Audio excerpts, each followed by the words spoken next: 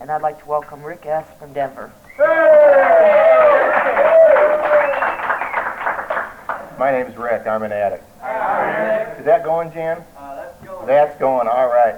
Before this gets completely out of hand, which it will real shortly, is there anybody in this room that's celebrating 4 years of continuous recovery tomorrow that I sponsor? Steve W. All right, and Jim. All right.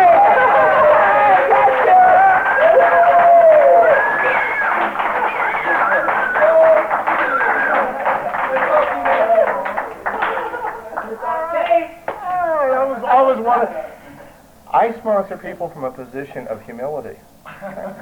And with that in mind, there is a chance that my sponsor may show up at this meeting. So I want you to be prepared for Rom Self. Rom Self? My God! Rom Self is here! My sponsor! Now, you have to remember that the title of this talk is Sponsorship. Guides, not gurus. So everyone, bow to my sponsor. Rom Self has come here today to talk to us about being a guide, not a guru, because it's something he believes very strongly in. Now, what I have done today is I have followed his instructions. He told me to seek the answers. I have sought the answers, and I have lost the questions. That's why Rom Self is here today. Master Swords, Yes. I have something that I feel you need to wear today. You haven't been pecking away at your character defects That's recently. right. That was my assignment, was to peck away at my character defects. I therefore, completely spaced that out. Oh, thank you. Thank you, Rom Self. Oh, thank you. Thank you. I will now You're blessed. peck away. You're blessed, my son. You're blessed. Thank you. This weekend, I will be pecking away at my character defects. The first one is humility. And if I have to wear this any longer, I will become very, very humble. Rom From Self. what I understood, Master Swords told me he paid someone to do step 7. That's right. Rom Self, I did what you told me to do. You told me to seek the answers. Well, I have the answers, but I have no questions. Can you help me today? I believe I can, my son. I have all the answers. Move up to the microphone. Oh, certainly, my son. This is weirder than I thought it would be. This is very strange. We should have it. Too bad we have a step 12 that has to do with anonymity. Rom Self. My first answer is 11. Do you have a question for me? 11. Let me think, my son. 11. The number of intimate, meaningful relationships a new recovering addict has in the first week of recovery. Oh, thank you. Thank you, Rom Self. I have another answer. 4. 4. He is divining from the universe the answer. 4. The most avoided step in the NA program. Thank you, Rom Self. 13. 13. The answer is 13. The most worked step in the program.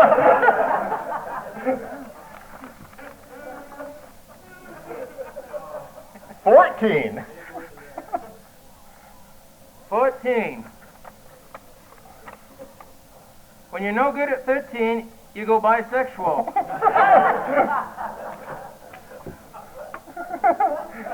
Don't repeat it. Bisexual. I asked you not to repeat it. 100%.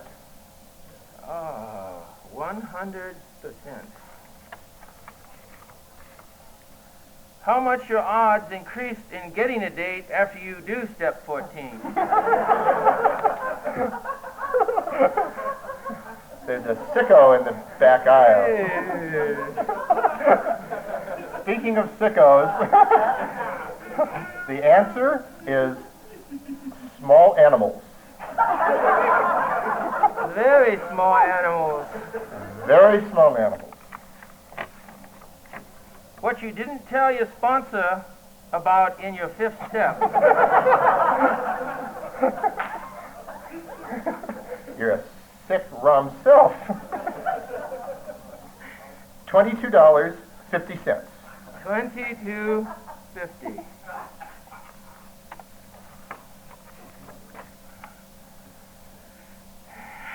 What it costs to have someone do your seventh step for you?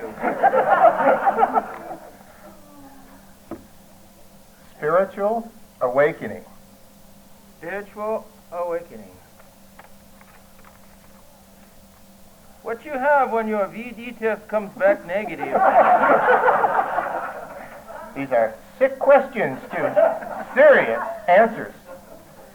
The last and final answer.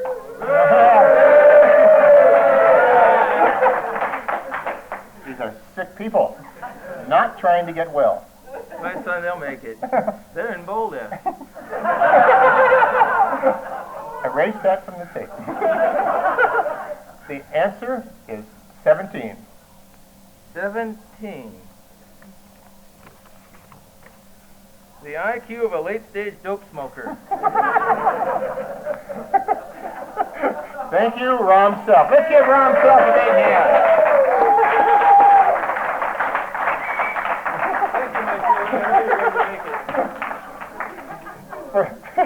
For everybody's information, that's Charles P. from Seattle. He's been here in Denver for about 6 months. He has, next month, 15 years of continuous recovery in NA.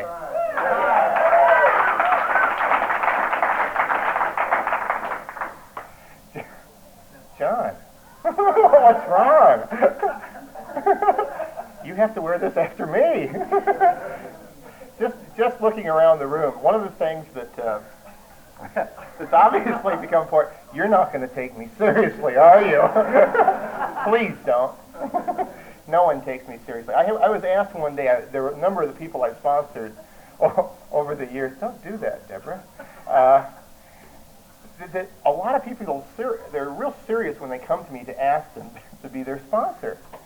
And I've run through this, and I've run through so many people, and I've sponsored an awful lot of people, a number of them are in this room right now. But they come to me with these earth-shattering, just the importance of their life is just phenomenal. And what I've discovered is the height of self-centeredness is seriousness. So anything that's earth-shattering that someone brings to me, and if it's their problem, it's no big deal. It's no big deal. Of course, when you're new, everything's a big deal. I'm going to use names. There's a lot of people in here I know. Oh, this is great. Maybe I won't use names.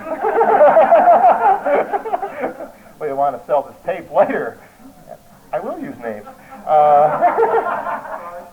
In the massage parlor, we're not even going to talk about that, Jann. I've known Jann S. for 11 years next month. Jann S. is from Boulder. We haven't held that against Jann for quite some time. See, there's the tape. Jann was levitating in the back room back when Ed A. was just new here. Jann and I never sponsored one another, but we got most of the Denver, Boulder area between us in the first couple of years we were in the program. The interesting thing about the sponsorship that you see today that is a little bit different back from 11 years ago is we don't carry guns anymore. We've stopped carrying guns completely. The seriousness of this whole thing has changed. There's people in this room right now with a number of years of recovery, and we didn't used to see that in NA. It was a big deal at meetings, so we had 60 days, 90 days. 6 months was a real big deal. Now it's real common. It's real common for people to have 2, 3, 4, 5 years. The people that come to me that ask me to sponsor them are real serious. And I diffuse that immediately because it's important that you remember that if any of you went through treatment, there was a thing called HALT. Doesn't it do wonders for you, Dave? Just makes you feel so good. And HALT, we've added an S to, at least in my own life. And that's Hungry, angry, lonely, tired, and serious. I knew it! And I feel you're silly of being up here. And I'm going to make rude remarks when you talk. Because I know stories about you. And you're going to act so humble, and I'm going to go, oh, I remember when he drooled a lot. It's just hysterical. But people do come to me and say, hey, Rick, this is a big deal. I obviously have to do this and that. And they just say, God, I'll do anything to stay clean and sober. And I go, okay, first thing you need to do is read the book and go to meetings. I said, well, I can't do that, but anything else? No, anything. I'm serious. I'll do anything. Well, you're going to have to stop hanging around people who use drugs and alcohol. Well, I won't do that, but I'll do anything else that you ask me to do. This hat is starting to get to me. Oh, okay. One of the things that it's starting to feel real good. I feel comfortable. I'm identifying. I feel like nibbling on something. We have to leave that out of the tape. The people that are really serious about this, if you have an opportunity to sponsor, if you do get in a position to sponsor, don't take it seriously. The only thing that's serious about this is if you die or not. Beyond that, everything else in between we can handle. We really can. Relationships, jobs. You know, the thing that you have to remember, whether you are being sponsored, whether you're sponsoring somebody, is you have to be able to identify the person and what they're saying and when they're lying. If they move their lips, they're lying. Other than that, you can believe everything a new person comes to you with. Everything. Except when they're moving their lips. Because it's, no, I wasn't that serious. I had 2 beers, smoked a joint, and started getting leaves in the pool. The Mercedes was going, starting the paint job was starting to go bad, and I decided to come in the program. Don't believe that. I mean, it happens so rarely anymore. That's how I got in here. But no one else I know of ever got in the program that way. Sponsorship, the title of this really is Guide, Not Guru, which, you can take to its limits. And I have today. The guide part of this deal is that let me tell you what we're not supposed to do, and then I'll tell you about what we really do. As a sponsor, we're not supposed to give advice. Anybody here sponsoring anyone who did not give advice? Did not. That's the key word. You never advise the person that you're working with, oh, I drop her like a hot potato. You've never said anything like that. Well, that job sucks. I get out of it. You've never said that to anybody that you've sponsored. The fact of the matter is we do. We give advice. And I give stupid advice. I told people to come to this conference and watch me. Why? I don't know. This is going to go on for a year. The last conference I was at, I told them some horrible story about leaping out of a closet half loaded. And people are walking up to me today going, I haven't seen you for a year. You still look stupid. No. They're saying things about, I talked about wonderful things, spiritual things last year. It impressed people. People's lives changed. There's some nuns out there today because of me. There's some priests. We're talking major importance to things in people's lives, and they're walking up to me today going, oh, when you were naked and jumped out of the closet, it made me feel so much better, because I wasn't that bad. Part of that, with the sponsorship thing, is to share your story. And I do share my story with people. It's going to be a while when you're working with somebody. For me, the experience I had is it's very hard to become honest right away. For one thing, there's a lot of ego tied up. I have never met a group of people who can be so egocentric with have absolutely no reason to be egocentric. Well, I wasn't ever that bad. I look pretty good now. I said, well, wipe the snot off your nose and get your shirt tucked in because you look gross. And you have no reason to be that egocentric when you look like that. So it is overcoming the ego. Part of the thing with the sponsorship deal, too, for me, is I have to share my personal experience in recovery. And that goes beyond NA, AA, CA, OA, SA, DA, TA, PA. But I bring it all into it. And I bring it all into it because it's what's worked for me. And sponsorship to me is more than just working with someone in the program at the level of the program. I take them into every area that I feel comfortable with. I feel that they might benefit. I don't tell them that's what they have to do, but I present them with some options that may be in your life. Most people that come into this program have blinders on or bird hats. Either one will narrow your vision, and you can't see. You really can't see beyond just what's going on. Does this look real silly? Because it feels real silly. Not at all. Not at all. Good. It fits. But those blinders are on when someone comes to you. And those blinders are saying, all I know is how to drug. That's what they're saying. That's all this person is coming to you with. And what they will tell you is everything else. Well, of course I know how to keep a job, a relationship, to keep my mind, to not go crazy. They don't. Honest to God, they don't. If somebody comes to you who's new in the program, they really don't know. I feel, and again, it's a personal opinion, it's my job to put them in a position where they can take a look at some of the other options they have available to them other than drugs and alcohol. The thing with looking at one's life before you get into the program is, what did you do that got you here? If it was smoking, 2 joints and, getting a scratch in the Mercedes, far be it for me to say there's anything wrong with that. That's fine. Chances are you didn't get here that way. It really, really is. For me, it's finding out what exactly is going on with you. My personal feeling on sponsoring someone is if they come to me and they've done their 4th step, 5th step, whatever, with somebody else, I like to go back to step 1, find out what they're doing here, why they're doing it, and what they expect to get out of the program. I'm real goal-oriented. I also have a belief system that tells me, because it's worked for me, is that if you're not enjoying your recovery, you're doing something wrong.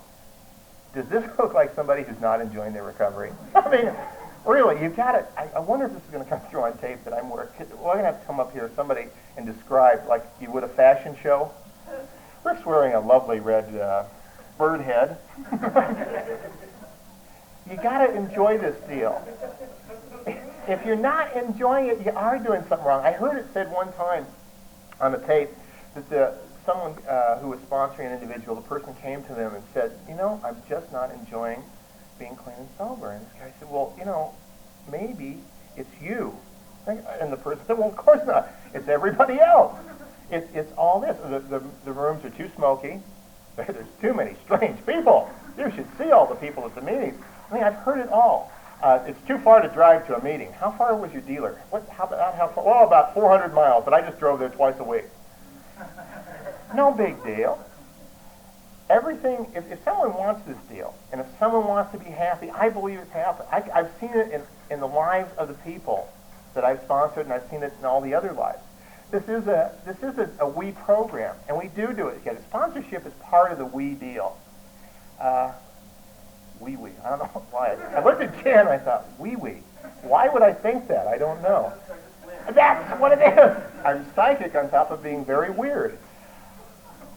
The we part of the program is sponsorship, going to meetings, going to conventions, working with another addict, doing the things that's necessary to grow in this deal. Because I don't believe you can sit still. I believe you have to grow. I really do. The other thing that I think is absolutely imperative, you're not going to believe this, but I believe that you need a sense of humor in this deal. Really, I do, honest. I really believe that you have to have a sense of humor about this deal. Because really, people that I see right before they go out look real serious. Oh, Rick, if you had my problems, you wouldn't be going to meetings either. Oh, wow, what kind of problems you got? I've got problems at work. Oh, no, really? Huh, I've never had those kinds of problems. Well, I've also got a problem in my relationship. Oh, no, relationship problems. That doesn't happen when you get in this program. Oh, that's it. Well, I'm even having health problems. Oh, that's too bad. And then you don't see them. Serious-looking people. Look around next time you're at an NA meeting. Look around and look at the people that are real serious, and then go the next week and look for them again. They're not there. Where are they? They're being serious down at the drug place, going, I was right. It was a big deal. Rick was wrong. Give me some more dope. And I'm going, yeah, that's right. You create your own reality. People that come into this deal and say to their sponsors, to their friends, this is the hardest thing I've ever done. They're right. Absolutely. But I've also met people who have come up to me and they said, Rick, this is wonderful. This way of life is something I've been looking for. I've been searching all over for it. This is great. Why didn't I find this earlier? They're right, too. They are. It's really, I have no idea why these same people are both right. But when I figure it out, I'll come back next year and tell you. No, there's a reality that we create. There is a reality we create. I haven't been to a meeting where I stayed through the whole thing, but I understand the way we're doing this is we're having two people talk and then we have some discussion afterwards. Does that sound right, Deb? Good. The chairperson of the meeting, Deb V, said that that was exactly what we're supposed to do. Don't look so serious, Deb. Jesus. Okay, all right. So what I'm going to do is I'm going to turn the mic back over to Deb, or I'm going to turn to Jann and introduce him. Which would you like me to do? Whichever way. Well, I've known Jann. Can I talk a little bit about him? It might really it's going to bum out. I've known Jann now, next month will be 11 years. Narcotics Anonymous started in Boulder. Jann was actually one of the driving forces that got it started in Boulder, and he was one of the driving forces that drove it out of Denver. No, that's not true, Jann. That's not true. Jann used to come down to Denver with the enormous group of people that were in NA up in Boulder at the time to support our meetings back in 1977, which was 5. And then we would go up to Boulder with all the people from Denver, which was about 5. There was one meeting in Denver. It was on Thursday nights in an old AA club called the Center Club. Remember that, Jann? Back then. Nice place. And what I would do to recruit people is I would stand in the hallway. There was an AA meeting going on at the same time down at the end of the hall. In the NA meeting, you had to pass by it if you were on your way to the AA meeting, and people would be coming in. I would stop individuals like Steve, and I'd say, Steve, did you ever do drugs when you were drinking? And Steve would go, well, yes. I said, well, you're supposed to be in here, Steve. True story. So, and you know who told me to do that? Jann did. So I didn't have to fizz step it. I didn't. It wasn't my honesty problem. Really, it wasn't. Now, Jann has been real instrumental in getting NA going, and I know he sponsored about the same number of people I have. What's about 5 million? It just feels like it. So I'd like you all to give a nice, warm, disgusting welcome to Jann S., Boulder, Colorado.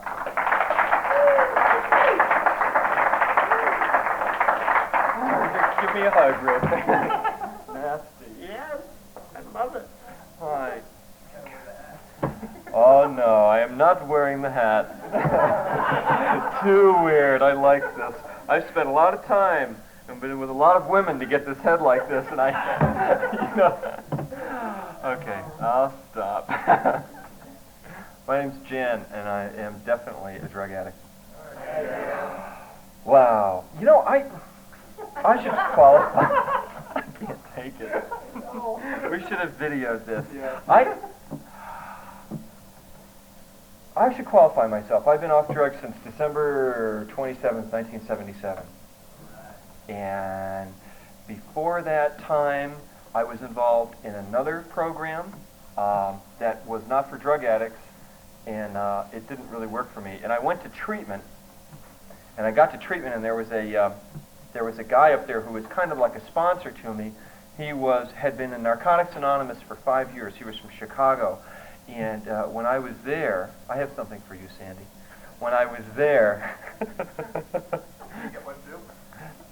when I was there, he said, you know, you need to get in a drug treatment program. And he said, because you're a drug addict and you are not an alcoholic. And he said, you need to be around people who do the stuff that you've been doing. And so when I got out of treatment, I started going to Narcotics Anonymous meetings and cleaned up. So that's my story in a nutshell, and I did all the same stuff that you guys did.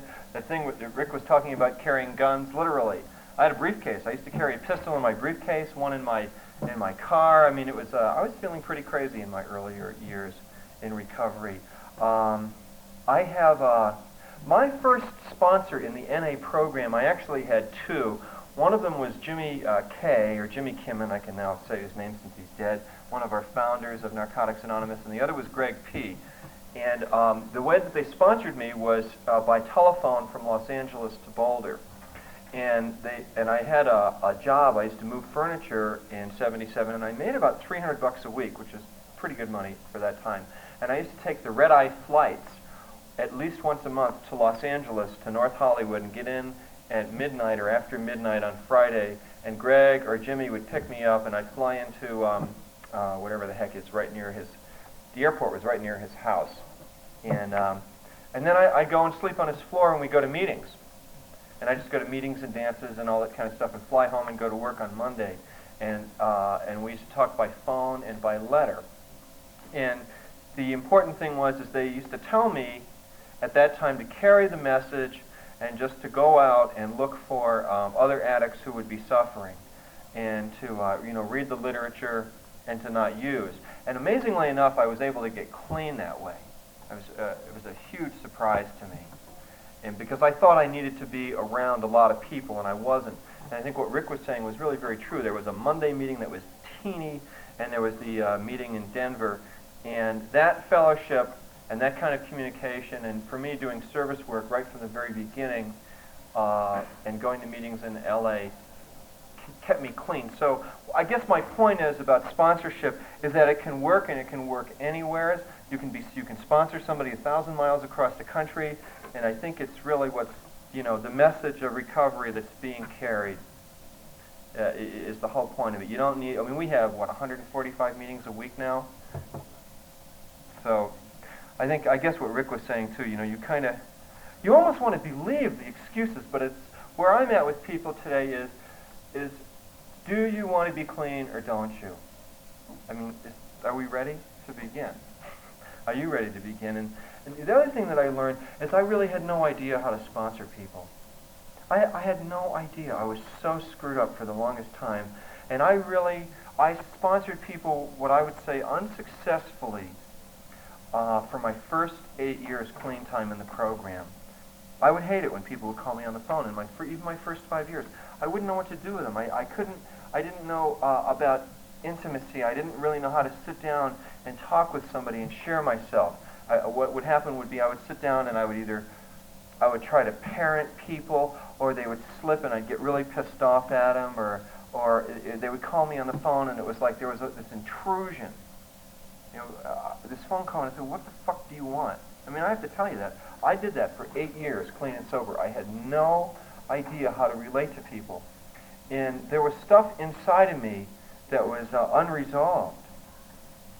I couldn't stand being close to people. And I didn't know how to kind of be with people, and I had no idea how to sponsor people. I mean, I didn't, it's like, well, what do you do? Well, call me up, sure, fine, go to a meeting, I don't know. But it was a real source of frustration, and I wasn't the only one that really felt that. There were other people in the program. It's like, well, how do you sponsor somebody? And this person sponsors someone this way, and this person sponsors someone this way, and it was really kind of confusing and very frustrating. And finally what happened to me was I really hit bottom. I had a relationship end actually 3 years ago, and I was in the middle of another fourth step that's just called the technological approach, a system that was developed here in Boulder over a period of about 4 or 5 years that maybe 100 people in the program put together. And I was in the middle of this thing. I had this relationship end, and I was a mess. I was really a mess, and I had to, in fact, Tom knew me then. I worked for him, and I was going to like 23 meetings a week. All the time.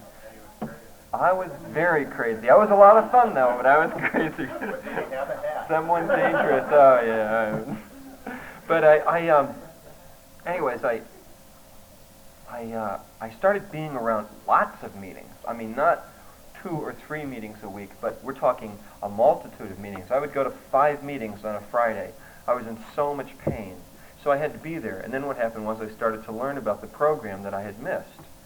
Even though, for years I went to 2 meetings, maybe 2 or 3 Narcotics Anonymous meetings a week. But when I was in a lot of pain, I went to, you imagine, what's 23 meetings a week average times 6 months, because that's what I did. You talk about 90 meetings in 90 days. I did that in less than, whatever. Well, I was a hurting unit, and thank God there were a lot of meetings around, because I'm sure I would have died. I think I would have killed myself or something. I really, it wasn't, I was not in a good place. And the problem was that I was clean, and I felt worse than I'd ever felt using drugs. I felt like dog doo-doo, badly. But that thing that said, well, my worst day clean is better than better than my best day. Stupid. Right. Anyways, I'm telling you. So So then I got myself a sponsor who started to work with me, and I started to see what was going on. And once I saw it, I thought, boy, I'd never, when I had sponsors, I'd never really, it's like, well, what do I do? So I guess I want to share a couple things with you, and about how I sponsor people and how some other people sponsor people. And one thing that I do is if someone comes to me and says, well, would you be my sponsor? I say, well, okay, well, let's talk about it. And I say, let's get together and we'll go have coffee, or either in the morning or at lunch or whatever. We'll sit down for about an hour. And then I go over these things with them, and I say, look, and I have a little sheet, actually, okay, a sheet of paper that everything's kind of written out on. And I said, I tell them who I am. I tell them my story, that I've got 10 years clean, and this is what I'm kind of like, and this is how I sponsor people. And let's see if you're interested in it. And then, so I go through these things, and the first thing I say, these are suggestions. This is what really, really works. And it's what worked for me and a lot of other people. And one is to go to meetings on a regular basis. Okay. Actually, I'll back up here. The first suggestion on getting a sponsor is, the first thing to do is to get a sponsor. I mean, now, you can procrastinate that for a very long time, because I don't know if it's the right person, or, what if I pick the wrong person, or what if that person is, or whatever, And because God knows we wouldn't want one of them, you know what I mean? And I'll tell you, the worst happened to me. My first sponsor in another program was homosexual. He was gay, but he was the only person that sponsored me. I had hair down to my back. I wore a black cape and carried a stiletto and black boots, and I was pretty crazy. And this guy was my friend. He looked at me and he said, oh, I can handle him. He's my type. I said that really sort of very bad look, black eyes and shit, and I had hair at the time. This is 1975, and I used to dye half my hair silver, and I remember when the glitter days when David Bowie was very big. Okay. So, now I'm not gay. Let's get this straight. But this guy was, he would at least talk to me, because I would go to some of these other very strange meetings where people would not talk to me. So, one is to get a sponsor, and you can get a sponsor for up to 30 days. Get a temporary sponsor. So if you pick the wrong person, you can always, and then you can have that agreement. Well, how about I'll be your temporary sponsor, and then if things work out, fine, and if they don't, that's okay too. But we have that one up front. And I think when people don't get sponsors in the program, they go out and die. A lot of people do, because we need somebody to connect up with right away. I always tell people when I chair meetings, I say, how many people in here would like to get a sponsor, need a sponsor? Raise your hand. Right? So you look around, there are 3 or 4 people that raise their hand. Okay, and then the other question asked is, how many people are here willing to sponsor someone? Okay, and then the other people raise their hand and say, great, link up after the meeting. It's like an American Express card. Don't leave this meeting without one. And the point is that when people are new and they come to meetings, we have, and I learned this from a group of people in Minneapolis, we have one shot at them. It's like selling cars. I used to sell cars. When I walk in the door on Saturday afternoon, they're here to buy a car. One person's here to recover from drugs. And they're not here to come in and say, fuck this looks terrible, I'm out of here. What they need is they need us to walk up to them, shake hands with them, hi, how are you? Here's my phone number if I can do it. You know what I learned how to do? I would see somebody and you could just tell when you see that person who's standing there in a meeting. When you see that person who's standing there in a meeting and they have that look in their eyes like, will somebody help me? And one of the things that I learned, and my sponsor taught me this, is you walk over to the person and say, hey, how are you, and talk to them a little bit, and you can hear what somebody says. And say, well, do you have a sponsor? And say, well, no. I say, well, do you want one? And say, oh, yeah, God, I really need that. I would love to have a sponsor. And new people, like Rick was saying, are terrified. They don't know how to do this. Remember when you were new. When I was new, I was sweating, I was shaking, I was scared to death. I hated myself.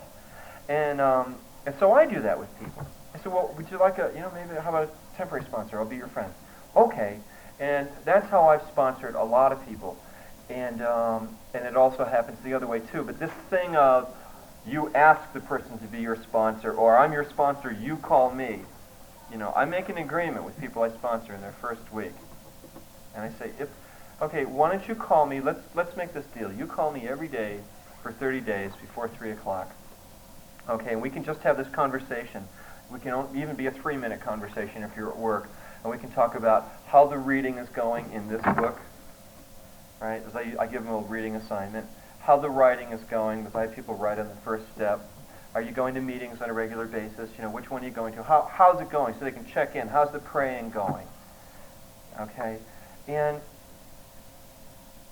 if somebody says, God, I hate to call people, I said, well, let's do this. If you don't call me by 3, I'll call you because I know how hard that is. Okay, and so then I'll call the person if they don't call me. Say, hey, hey Charlie, how's it going? Say, well, not too bad. And then they kind of get used to it that this is a give and take kind of situation. One thing I make it very clear. I'm not a parent. I'm certainly not a guru. I'm like the last thing from a guru. I mean, if there are gurus in this program, I ain't it. In fact, there was this big controversy as to whether or not to even have me speak at this convention, because people would be afraid that I might start talking about God or something. I don't know. Oh, no. We wouldn't want that. And so no, I kind of thought that was fun that I was asked to speak at a guide, not a guru, because I'm like I would be. For me, it would be like a guide, not a fuck up, because I made. If there are mistakes, I've made them. I mean, I've done it all wrong. Gotten involved with a new person, moved in with them, then yada yada yada. I mean, I went to jail after 7 years. Got convicted of felonies. I mean, I was a mess. Things are better today, though, since I learned how to be sponsored and to sponsor other people, and how to work the program, how to really be involved in it. Okay, the other part about getting a sponsor is I usually tell somebody, you can find a sponsor at a step meeting.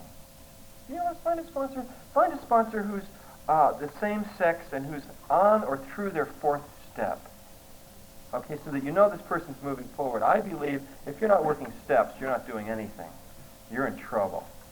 And, that person could be a temporary sponsor. I mean, it's important, like when we get here, to know that we can stay here so that we can be alive. Like they used to say in 1985, arrive alive in 85. A lot of people die, and we kind of joke around and kid around, but, that person who comes through, we do only have one shot at them, and we really need to be able to go and extend our hand. And thank God people did that to me when I called Narcotics Anonymous. They extended their hand 1,000 miles across the country, saying stuff to me like, Jann, keep going to meetings, keep doing it, keep reading, you're going to make it. I'm like, fuck, somebody cares about me. And that's, I guess, what we need to know, too, to get ready to sponsor people, that there's someone that cares. The other thing I usually suggest is that you meet with a sponsor once a week to eat or have coffee, especially in the first 30 days. So I have this thing about, we can talk, we can have 3-minute phone calls. And if I'm busy and I'm at work and I can't talk to you, I'll say, look, I can talk to you for 3 minutes. Let's get to the bottom line. What is it? I mean, I love you. Let's talk about it. What's going on? And then we can get right to it. And then the person knows that, that you care, rather than, fuck, I'm really busy, Charlie, but and I just tell them, then people get that you care and you have a limited amount of time. I have to tell you, right now, I sponsor about 16 people, and it's a breeze, because we have a lot of 3-minute phone conversations. I go out for people for coffee in the morning before breakfast, like at 7. If you're not willing to get up at 7, then too bad, but that's when we're going to do it. And it's okay. It's a piece of cake. And it's fun. It's fun. It's not a burden. I think, too, that if you sponsor someone and it seems to be a drain or a burden, then maybe there are issues to look at, like your own codependency. Or what is it that you haven't resolved? A bad word I said? Yeah, no. Until I started to deal with that, until I started to look at my own inner disease and my own family and what happened to me as a kid, and a lot of that, if I'll go over to Tom as he's sitting here, a lot of that I had to, when I knew this man early on, I had to really look at that and deal with that stuff. There's no way if you're in serious conflict with yourself and haven't resolved your own issues that you're going to be able to sponsor somebody effectively. That's just going to come right up again. I'll just throw that out for whatever it's worth. So I usually suggest to people they go to 90 meetings in 90 days, that they get a meeting list. So get a meeting list. Now, oftentimes I'll have meeting lists. and say, oh, a meeting list, because people can't think to maybe, and then I go through the meeting list with them, and I say, look, these are my hit picks, like the top hit 40s. These are my pick meetings. These are the ones I love to. These are the ones I go to if you want to happen to be at a meeting that I'm at, and these are the ones I think are really good, and I X them out. I give them 3 stars, 2 stars, and 1 star. I know, but I make the judgment, and I call it the way I see it, and see, I'm responsible to that person to carry the message to the best of my ability, and I also suggest to the person that they get a small telephone book, like those little things that we have for a meeting. So you get a small book, collect phone numbers, and the way that you collect a phone number is you go up to someone and shake hands and say, hi, I really liked what you had to say. Could I get your phone number? Because new people don't know how to say that. And we'll practice. I said, let's shake hands and try it. But people like that. They're going, oh, okay. And this stuff I was taught, too. I'm just passing on stuff that other people have kind of taught me. Use the telephone. One way that I help people to use the phone is they call me every day for 30 days before 3 o'clock. So they have a specific time to call me before, rather than, well, I forgot to call you. It's always before 3. And I tell people when I'm available, you can call me up to 11 or, 10. I'm always home at 10 o'clock at night. If you're in a lot of trouble, that is, like you're getting ready to go out and use, someone just robbed your house, or, you're getting ready to beat the shit out of somebody, call me on the phone any time of the day or night. But if you call me at 1 o'clock in the morning to bullshit, I'm going to come over and strangle you to death. But I make that really clear. If you are in trouble, call me, And then when I get the conversations, when we have a telephone conversation, the conversation usually goes like this. It's, hi, Jan, this is Bud. I say, hey, how you doing? And then if they start to ramble, what I'll ask them is, well, how's the, are you going to meetings? Say, yeah. Oh, okay, great. Well, which one are you going to today? Well, I'm going to go to this meeting down in such and such a street. Okay. Well, how's the writing going? Well, the writing is going whatever. I say, oh, okay. And we talk about that. And I say, how's the praying going? We talk about what is it that you're praying and stuff. Okay, fine. And did you get your telephone book? Yeah, I got that, and I got the paper to write on my step, and then I have a question about this. So it's always about the program, and that's right where we steer. So I'm not really interested in listening to, having a rambling conversation with somebody. And my job as a guide is to guide people. A sponsor's job is to guide people, as I see it, through the steps and to the program. 2 things. Teach them about the program, we teach them about this book, and through the steps. I'm not there to be a babysitter or a parent. I also don't have to, I'm not abusive about this stuff either. But I just try to help guide the conversation around steps, writing, reading. So, and usually I tell people, and I kind of give them information so that they have some praying to do, because I always recommend that you read stuff in the 11th step on this book in the 3rd step. Okay? And then we know the 3rd step is about surrender and giving up and doing God's will, and the 11th step is more about the same. And it's a way to kind of lead people to God, because ultimately He does the healing. As sponsors, we don't do anything. We're there, we're kind of there as guideposts. That's really it, And, yeah, it works great. Let's see, what else? I also suggest to people that they read the first 105 pages in this book. Okay? That they read the 3rd step every morning for 30 days. I also tell them to buy NA literature, read the literature, have this stuff next to your bed. Read this book now before you get out of bed. I tell people specifically that. When you have your coffee or whatever, when will you read it? And when are you going to your meeting? So that they kind of have some guidelines. I also tell people to buy a highlight pen, like this. And I say, take the book, and when you're reading it, underline significant prayers and instructions, see? So, so you can, like, hey, I like that, and you underline it. And then it gets people, if they're only reading 6 pages a day or 5 pages a day, if they're one, they're in the basic text, and 2, they're studying the material. And I believe that when we do that, people have a chance to live. Okay, so I say get a sponsor at a step meeting. I suggest that the sponsor be of the same sex. Now, I've sponsored a lot of women in this program, and today I'll sponsor a woman if she has a temporary sponsor for 30 days or less. And I usually say, what I'll do is I'll help you find the female sponsor, okay? But I've been to meetings where people were just like, I mean, about ready to die. And then I usually make it very clear that I'm not interested in having a relationship with them or any of that kind of stuff. So we have that right from Jump Street. That one's out of the way. And I don't have to worry about it, and neither do they. And if it looks like, I bet I've sponsored maybe 50 or 60 women in the program and never have had a problem that way except for once. And it was stupid. I won't tell you about the one time, but it was a lot of fun, and she's still clean. But, you know, as the old saying goes, shit happens. But I have to remember that I have a responsibility to carry this message, and when you sponsor someone, that we have a responsibility to carry the message of recovery and of life. And I do not want someone's blood on my hands. Okay? I mean, I'll do the best that I can. I always check in with myself. How am I doing here? What are my motives like? Where am I with this person? If it's a woman, I try to unload her as soon as I possibly can. But as we know, and the women know, that a lot of times, you know, we have a saying in Narcotics Anonymous, the men got me here, and the women kept me here. And I know that a lot of people have that going on, and that's okay by me. And so it's a good lesson for me. So I will not sponsor a woman for longer than 30 days. And I usually will walk her around the meeting and say, here's so-and-so. She'd make a great sponsor, you know. Jane, sponsor this person, you know. What else did I want to... Okay, the other thing I have people do is I get them started writing. And the one thing to do is to say, okay, in writing, you want to take the first step, and the step that you're on is step number 1.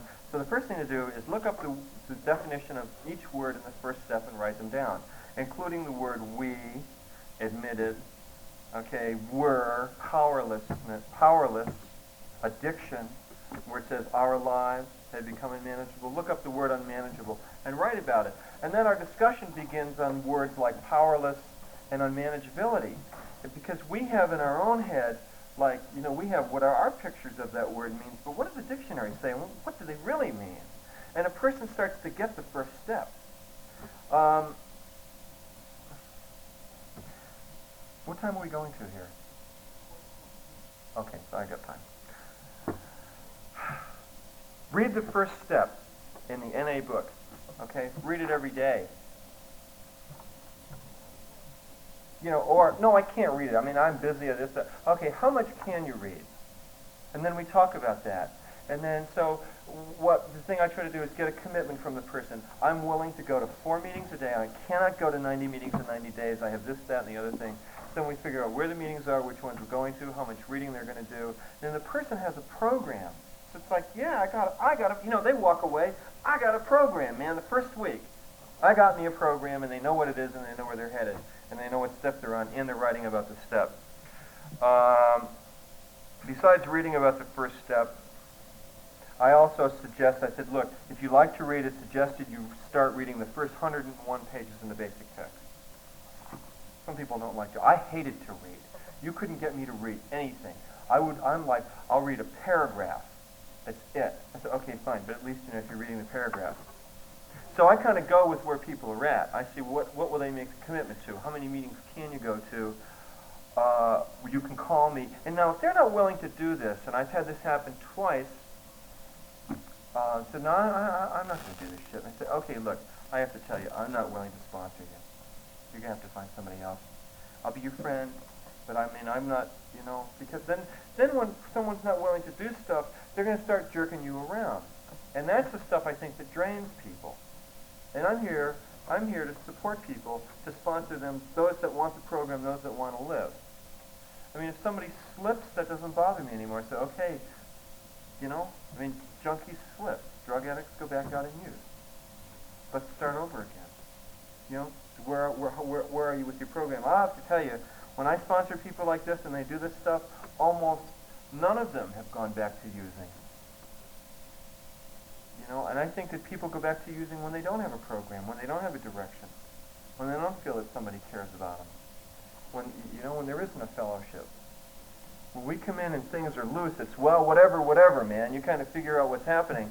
You know, whatever does not work. You know, I work my program my way. Fine, your way, and for most people, if you don't have a good program, your way is probably going back and using. I mean, let's face it. A lot of people don't make it. They come to this program, they look inside, they hang out for a week, 2, a month, they're gone. For whatever it's worth, I just read some national statistics that were sent in. You know, they say 12 to 17% of drug addicts make it. 12 to 17% that are involved in any kind of program.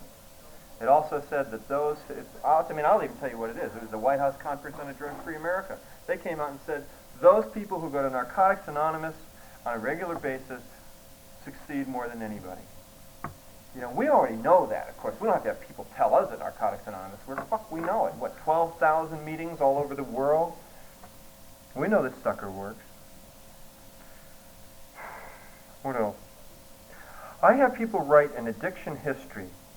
Have them write about incidents where I was powerless over my addiction, who was there, what did I use, when did it happen, what happened, and what the consequences were, starting with the last time. And so that an example of that would be, for me, the last time was my ex-girlfriend came into town. I had some Percodan in my drawer. I took a Percodan. I took a Percodan. I went to see my sponsor. My sponsor kicked my ass and said it was a slip. Okay, and that was it. No, so that's what my last use was. I said I had a headache, and she said you're full. And I had a woman sponsor, Marilyn B., one of the first people in NA, and she said that's bullshit. That's a slip, man. I said, well, Percodan is like an aspirin. I don't give a shit about that. She said, Percodan's a narcotic. You belong to Narcotics Anonymous, please. That's a slip you blew 4 months. And I'm like, ah, shit. You know, and I mean, you know, but, okay. How did I get on? Where was I? Oh, yeah. So you write a, thank you. You write an addiction history. And what did I use? Who was there? And what the consequences were. Okay?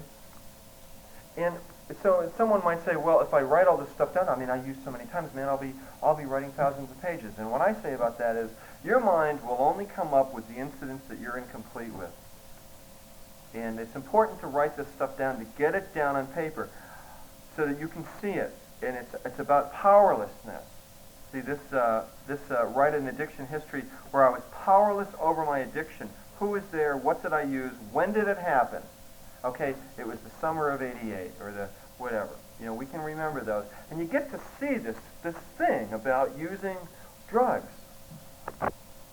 Now, I also asked the person if they're, you know, I said, well, where are you, you know, are you an adult child of an addict? I mean, in Atlanta, Georgia, we now have what are called ACA meetings, Adult Children of Addicts, part of Naranon that has started down there. I have people write an adult child history, too, if they are. I mean, where are you? And what happens when they find out about this? I'll ask them, I say, where are you with food? Where are you with sex? You know, and so people can start to write about this stuff, and we can deal with it right from Jump Street. A lot of times I'll say, write a separate history for each affliction, such as, say, well, I'm an alcoholic, but I smoked a lot of marijuana. I said, okay, look, then do an alcohol history and then do a marijuana history. I mean, whatever they would like, however they want to divide it up is fine by me. Or, I'm a gambling addict. Terrific, do gambling. Remember, our first step in Narcotics Anonymous is we're powerless over addiction, and addiction covers everything. And I'm not going to sit there and say, no, man, I'm a dope fiend, you know, whatever, yada, yada, yada, and I don't understand any of that. Bullshit. We all got the same thing. We all know that we can slip from, you can go from, you know, narcotics to alcohol to whatever you want to take it to, man. I had somebody call me on the phone, this small animal. I had someone call me on the phone this morning that said that they were compulsively addicted to scratching for 2 years. And when they started going to these meetings, they stopped. You imagine that? And they were not taking drugs. They were addicted to scratching. You ever hear about that? I know, that's fairly strange. I shouldn't put this on. Just scratching, and I'd like... Okay, all right, we'll move out here. Oh, Lord, help me. Okay. The other thing that we do is I have a little bit of other writing. It says, now I also tell them as we get to this point, say, look, beating yourself up is optional during the writing. You don't have to do that. It's not necessary. I also suggest to people they buy a 3-ring loose-leaf binder, 8x10 paper, buy a pen, and then I usually say, look, write for no less than a half an hour a day, no more than an hour. Okay? I mean, don't sponsor somebody and sit them down. That's what I say. And say, right, man, write for 4 hours when you're done, then go out and commit suicide. Because that's what it gets to be like. And I say, just do it for half an hour or no more than an hour. Don't burn yourself out with this. Say a prayer for guidance every time you write. When you sit down to work on this first step, we're talking about a new person now, okay? Maybe you've been around the program for a couple of weeks. Or 30 days, or whatever, wherever people get to where they clean out enough they can start to think a little bit, and they know that they want this. Just, ask God to show you what to write. He'll help you remember. I can't remember what the fuck happened, man. And just sit down at the paper and ask him to show you. He'll show you. Say, God, show me what to write. Let me be a vessel for you. Show me what it is that I'm supposed to see here. And I promise you, when we say those kind of prayers, he'll show us. On any step. And that gets people praying. The other thing I usually tell people is don't attempt to do a written first step without the support of a sponsor. Then there's a second part to the first step. It's called the unmanageability of my entire life. Write about things that happened that I could not control in the areas of money, sex, family, pets, children,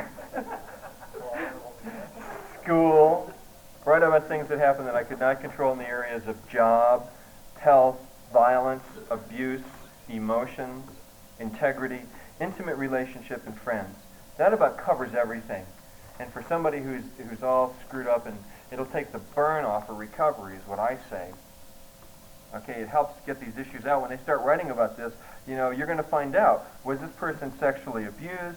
Do they have, are they, is this, is the guy I'm sponsoring, does he beat the shit out of all of his friends all the time? I mean, you kind of know, and they know. That's the neat thing. They kind of know what the heck's going on with them. Another part is write about things that I did or tried that didn't produce the desired results. Well, I'm not sure if I'm a drug addict or not. So we'll write about this. I mean, I say when you finish writing about a first step, you ought to know whether or not you're an addict and if you're committed to be in the program. Write about things I couldn't get to turn out the way I wanted them to.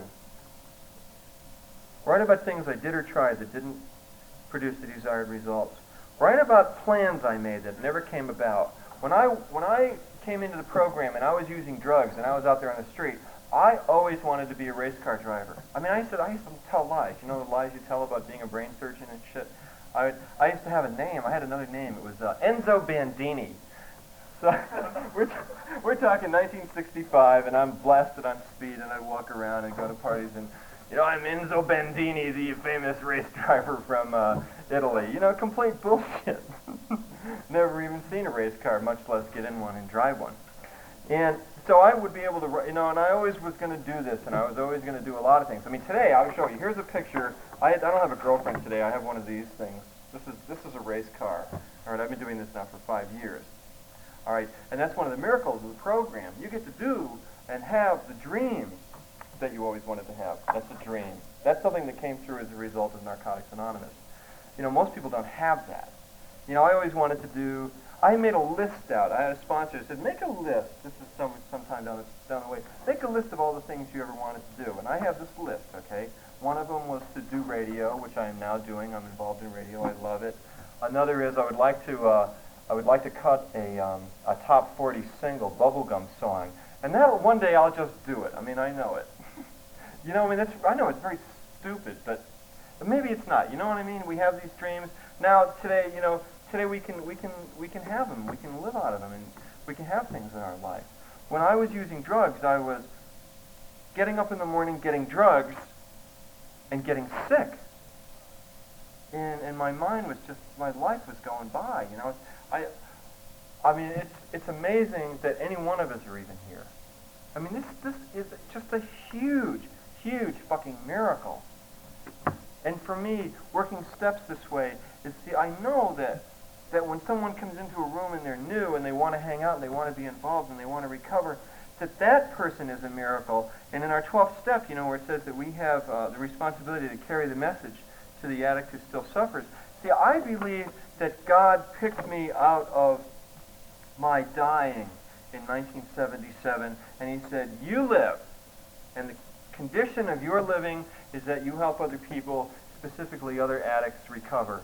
And if you don't, I'm going to make your life so fucking miserable you wish that you were dead. And I'm not going to give you the courage to kill yourself either. We're just, we make your life like shit. And he did. I thought that I could skate by and not do any of this stuff, not sponsor anybody. I got mine. I'll kind of go to meetings and I'll run my routine. And it doesn't work. I mean, a lot of people do go back out and use after that, and you can see us when we're in a room and we're really very angry and things are fairly it's not really good. And for me, see, he wouldn't let me slip yet.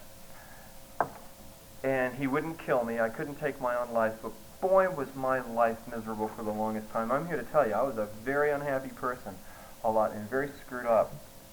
And I know for me today, is that my job is to carry the message of recovery, to work with other people, and and to live this program. It's like Jann's life was over December 27th, 1977. It had ended. You don't have a life anymore. It's done. Give it up. You have to get that sooner or later. Your life now is to do this stuff. Well, but the nice thing is, see, out of doing this and carrying the message, we get to do things like have Porsches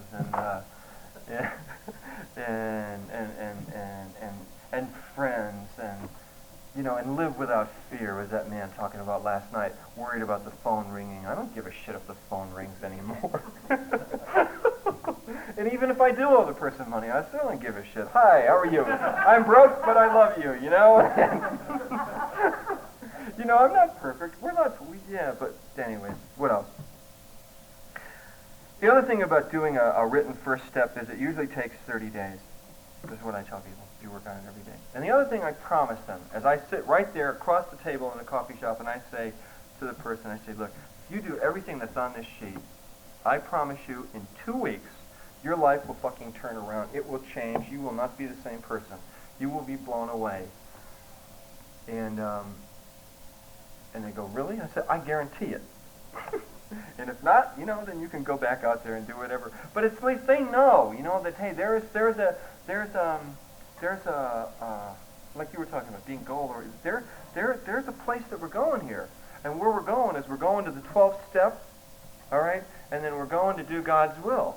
We're going to have a better relationship with Him, and we're going to a place where we can be cleaned out ourselves, where we can be vessels, for His love and joy and peace, where we can carry the message of recovery to, I say, drug addicts specifically.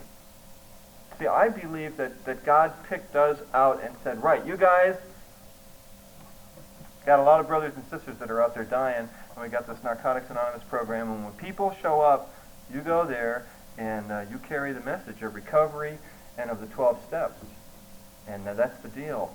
And that thing that you were talking about, Rick, when you're doing something wrong, that's what it is that's the wrong.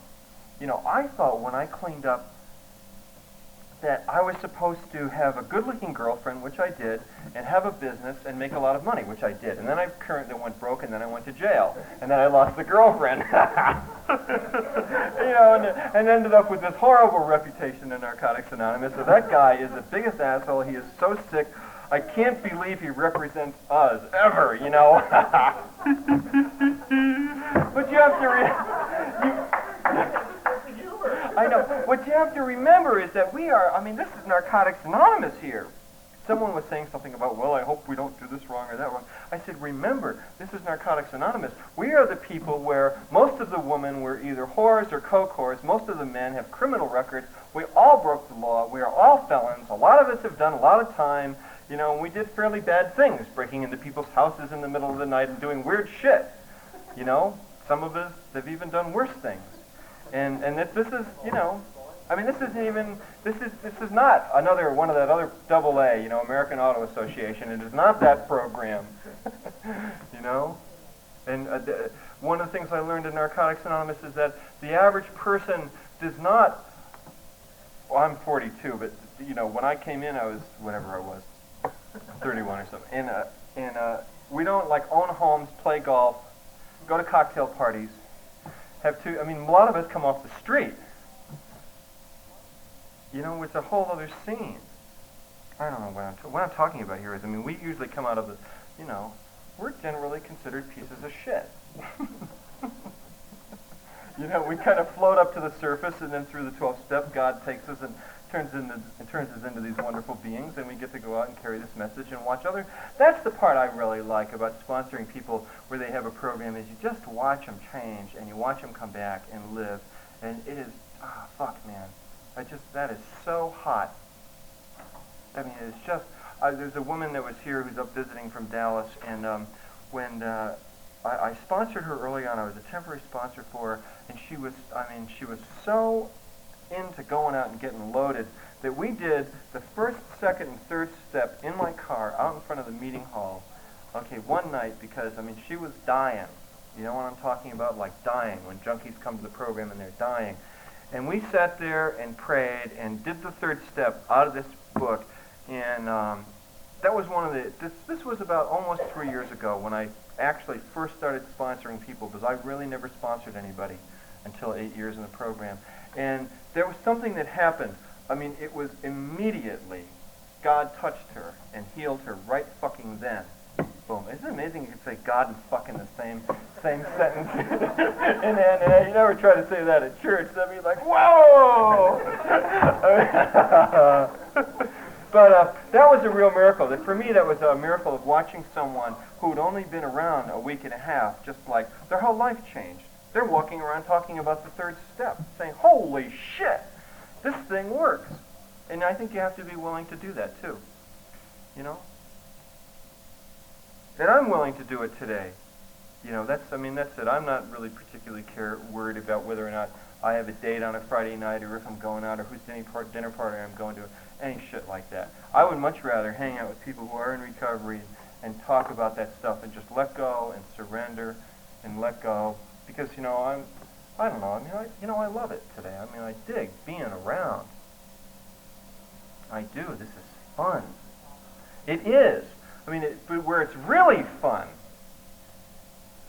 as compared to when I used to lie about it. You know, and I used to sit in these meetings and talk all kinds of shit. Yeah, the program's great and I'm fine, and, you know, and tell you what you ought to do and all of that, and I don't know. You know, I just, like today, I'm a member.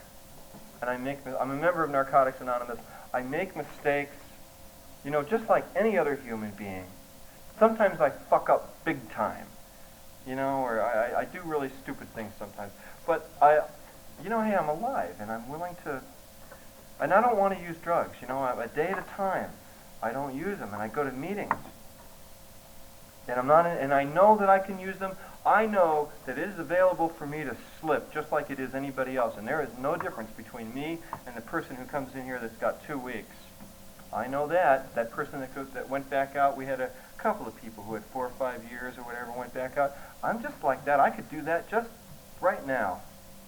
And I thank God every day that I don't, and that He keeps me clean. You know, but I know where I'm going if I go back and use. And I came off the streets, and I will go back there. I mean, when I say off the streets, I mean off the streets. I didn't have an apartment. I didn't have clothes or a house or anything. You know, and I don't want to. Fuck, who wants to live like that? That's like. No, I have to tell you, I go down in the mall, the Boulder Mall, at least once a week, and I have for the past 3 years, and I go down and talk to junkies down there. I had a sponsor that had me do that. And I often tell that to people who are really, really sick that I sponsor that are in bad shape. I say, you just go down and find the worst motherfucker you can find that's incomprehensible and sit down and tell him your story. See, you know, say, hey, how you doing? You know, brother, I used to live down here, and what's happening? You know, I tell you, I cleaned up. I don't have to do this anymore. And I do that. At least once a week I'll go and I'll visit. We got lots of punkers in Boulder down in the mall, and I mean, there you find needles up under the bathroom, and you know, and I just go and talk to people because it's just a good reminder for me that that's where I'm going. I was no uptown junkie with a lot of good cocaine. I hardly ever did cocaine. I could never afford it. Am I talking too much? 2:24. I'll shut up. That's it. I am so glad to be able to speak here. This is a lot of fun. Thank you guys. Thanks for being here.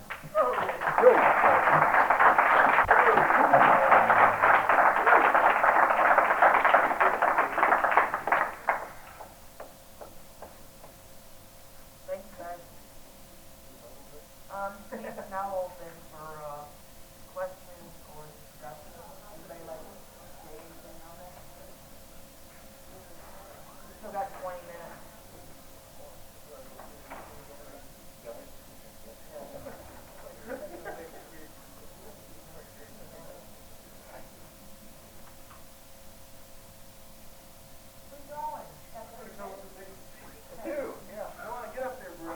You can talk about cheats.